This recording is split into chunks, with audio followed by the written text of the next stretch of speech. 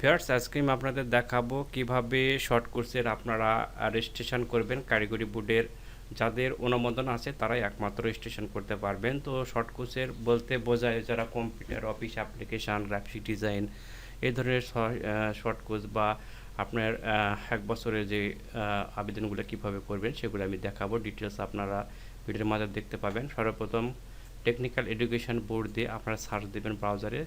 Search দেওয়ার সঙ্গে সঙ্গে আমি যখন সার্চ দেব দেখুন প্রথমে একটা ওয়েবসাইট চলে আসবে। তো এই ওয়েবসাইটে ক্লিক করবেন একটা। ক্লিক করার পর এই ধরনের একটা ইন্টারফেস চলে আসবে। তো এখান থেকে লাস্টে চলে যাবেন, দেখেন এখানে আছে ই সেবা। তো ই সেবাতে আপনি ক্লিক দিবেন। ই সেবাতে ক্লিক দেওয়ার সঙ্গে সঙ্গে আপনার এই ধরনের একটা পেজে নিয়ে আসবে। এখানে লেখা আছে প্রতিষ্ঠান। তো প্রতিষ্ঠানে ক্লিক দিবেন।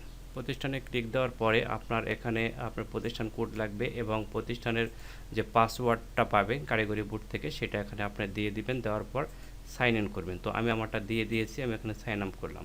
করার পর সঙ্গে সঙ্গে আমার এই ধরনের পেজে নিয়ে চলে আসছে। এখন এখানে লেখা আছে রেজিস্ট্রেশন বা অ্যাডমিশন রেজিস্ট্রেশন।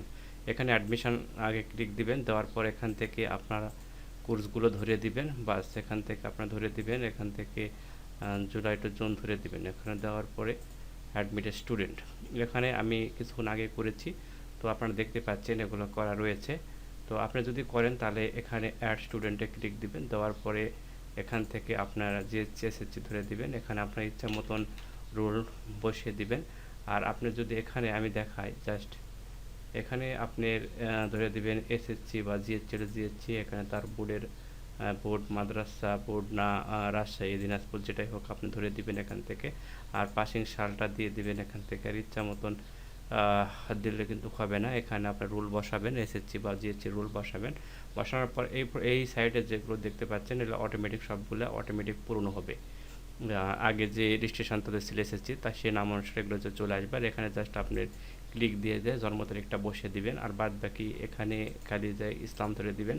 আর এগুলো আপনি পূরণ করতে হবে না, অটো হয়ে যাবে, এখানে অটো হয়ে যাবে এগুলো। আর এই পাশে ব্লাড গ্রুপ যার যেটা সেটা দিয়ে দিবেন।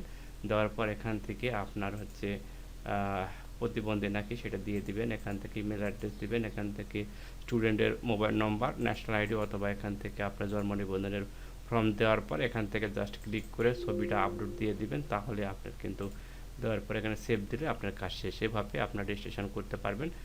রেজিস্ট্রেশন করার পর আপনি যখন টাকা পেড করবেন তখন আপনাকে এখান থেকে এসে এই যে রেজিস্ট্রেশন, এখান থেকে আপনি টাকা পেড করতে পারবেন। টাকা পেড করার অনেক সিস্টেম রয়েছে এখানে, আপনি বিভিন্নভাবে টাকা পেড করতে পারবেন। তো ভিউয়ার্স, আজকের মতন এতটুকুই। পরবর্তী ভিডিওতে আপনার সাথে দেখা হবে এবং কোনো সমস্যা হলে আমাদের জানাবেন, আমরা জানাতে চেষ্টা করব। আর এখান থেকে যখন রেজিস্ট্রেশন কার্যক্রম সম্পন্ন হবে এখান থেকে আপনারা ডাউনলোড করতে পারবেন স্টুডেন্টের অ্যাডমিট কার্ডগুলো। এখান থেকে এই যে লেখা আছে রেজিস্ট্রেশন কার্ডগুলো, এখান থেকে আপনারা ডাউনলোড দিতে পারবেন। স্টুডেন্ট লিস্টগুলো এখান থেকে আপনারা দেখতে পাবেন, সবগুলো স্টুডেন্টের যে লিস্টগুলো রয়েছে সেগুলো এখান থেকে কিন্তু আপনারা দেখতে পাবেন। এখানে শো করবে যে কয়জন রয়েছে, সবগুলো শো করবে আপনার পরীক্ষাকৃত শিক্ষার্থী। তো যাই হোক, এখন আপনারা নিজেরা চেষ্টা করলে পেয়ে যাবেন। Thank you so much.